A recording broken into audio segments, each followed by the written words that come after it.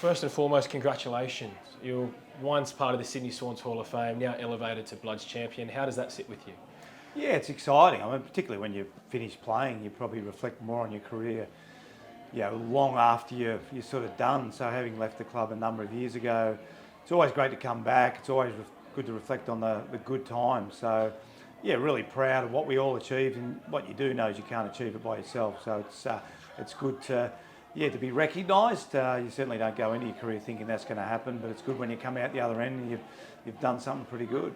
In reflection, what are you most proud of throughout your career with the Sydney Swans?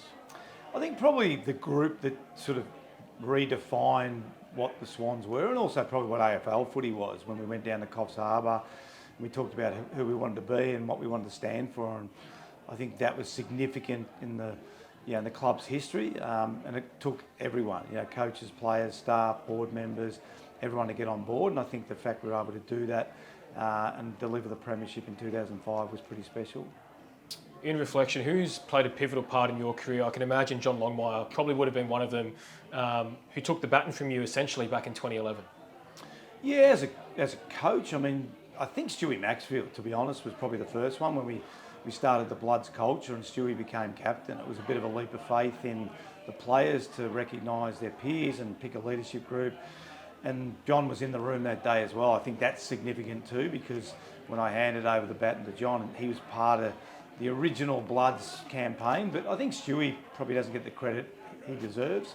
I don't think if Stewie was captain after we first picked the leadership group and we made Stewie captain, I'm not sure we would have won the premiership in 2005, and I don't think we'd be the club we are now. And then the ease of handing it over to John was pretty significant. Seamless transition, and then winning another premiership in 2012 was awesome. And when you look back at the Bloods culture, you obviously were a big part in the formation of that in the early 2000s. You've seen it grow into something incredibly special, particularly culminating in that 2012 premiership. How proud are you knowing you've seen that Bloods culture really thrive in recent years?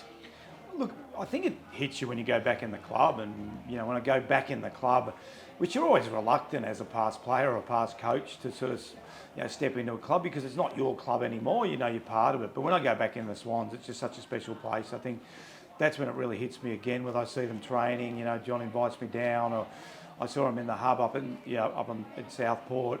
When Tammy and I, the boys, go back, we all make the same comment. What a welcoming club, what a great club, what a special club. And I think that's when it really hits you, when you do go back to the footy club and nights like tonight. When you, just lastly, you look at the players who are also being inducted into the Hall of Fame tonight, premiership players, played a pivotal part in the Sydney Swans in the 2000s and 2010s. Does it hit you quite deeply in the sense that you're part of those careers and you've seen them thrive as well? Yeah, 100%.